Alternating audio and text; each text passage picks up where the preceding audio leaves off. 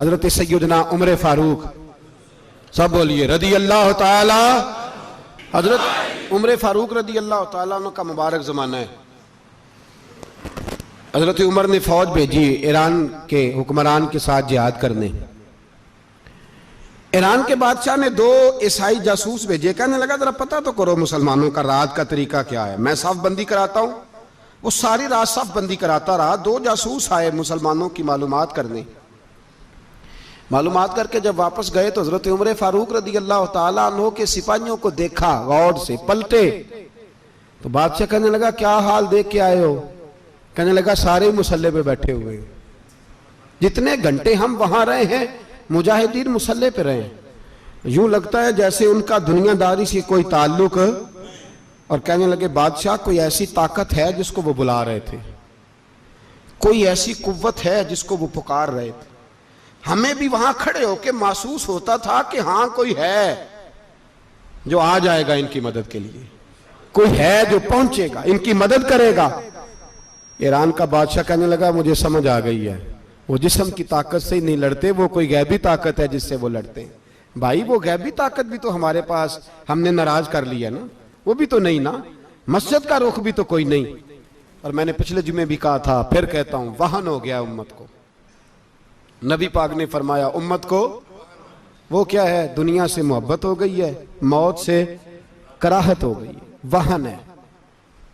सहाबाए किराम को मौत से बड़ा प्यार था, मौत से बड़ी मोहब्बत कर, हमारी तरह नहीं। वो कहते थे मरेंगे तो मनो मट्टी, तो वहां ठीक है, अज़ाबे कब्र हक है। लेकिन मैं कहा करता हूं सालों के बाद जो परदेश से मां के पास आए, मां उसे अजाब नहीं देती, उसका माथा चूमा करती है।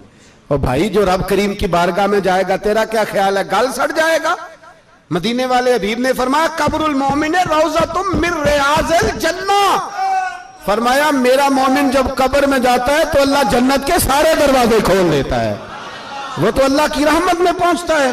कौन कहता है मोमिन मर गए, वो तो कैद से छूटे अपने घर गए।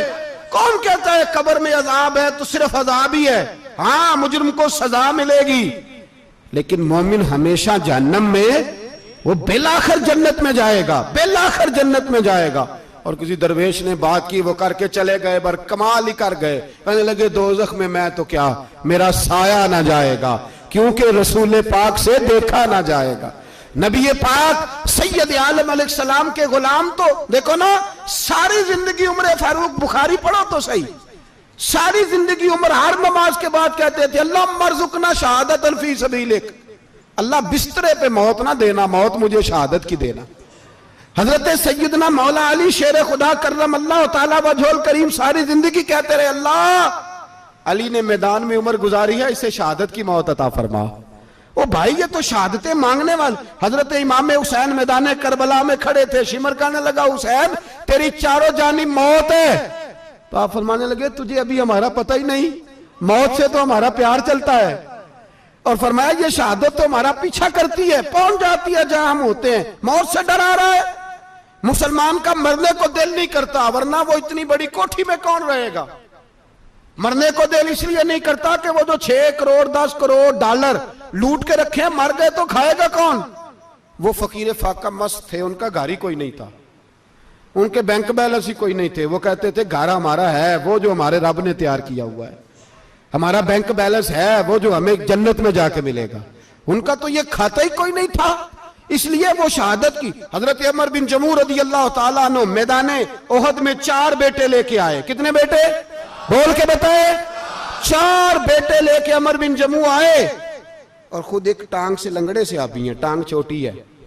हुजूर के सामने खड़े हुए कहा महबूबा मेरे 4 ही थे, मैं 4 ही ले आया हूं, कबूल कर ले। तो हुजूर ने फरमाया तू क्यों तलवार ओढ़े आया है, ये तूने क्यों गले में असला डाला हुआ है? कहा या रसूलल्लाह मैंने भी तो जाना है ना। तो हुजूर ने फरमाया 4 बेटे जो हैं। तो हजरत उमर बिन जमू ने बात की, सहाबा कहते हैं हम लबों से मुस्कुरा रहे थे, आंखों से रो रहे थे, क्या अजीब अंदाज है। हुजूर ने फरमाया उमर 4 बेटे जो आ गए तो तू रहने दे। तो हजरत उमर रो पड़े, कहने लगे महबूबा क्या लंगड़े जन्नत में नहीं जाएंगे? क्या हुजूर मैं लंगड़ा हूं तो मेरे लिए जन्नत कोई नहीं? मेरे हबीब पाक सैयद आलम सल्लल्लाहु अलैहि वसल्लम ने फरमाया अमर तो जरूर जन्नत में जाएगा। कहा महबूबा फिर बच्चे बाद में जाएंगे, मैं पहले मैदान में जाऊंगा। एक बीबी 4 बेटे लेके आई उहद में। कहा महबूबा कुल कमाई थी मैं ले आई हूं, मेरे पास कोई और शय होती तो मैं बचा के ना रखती। बेटे दे के ना हाजिरी लगवा के तो वापस दरवाजे पे ले गई। तो हजरत सैयदना अब्दुल्ला इब्न उमर फरमाते हैं बीबी बोल रही थी तो मेरा जज्बा जिहाद बढ़ रहा था। अपने बेटों को कहने लगी मैं तुम्हें हुजूर के पास छोड़ के जा रही हूं, जब तुम मैदान में गिरोगे तो मैं तुम्हें देखने आऊंगी, देखना तुम्हारी पुश्त पे कोई जख्म नजर ना आए। जितने तीर खाने हुए सीने पे खाना, जितने तलवारों के नेजों के जख्म बर्दाश्त करने हुए यहां खाना, पुश्त पे जख्म नजर ना आए। हजरत अब्दुल्ला इब्न उमर फरमाते हो बीबी की गुफ्तगू मेरा जज्बा जिहाद बढ़ा रही थी। एक बीबी 3 साल का 4 साल का बेटा लिए रो रही है, ओहद का दिन है। सहेलियां पूछती हैं तू क्यों रोती है? वो कहती है देखो मेरा खामद भी बदर में शहीद हो गया, भाई और बाप भी। दिल करता है कोई जवान बेटा होता तो आज मुस्तफा के साथ उसे ही भेज देती।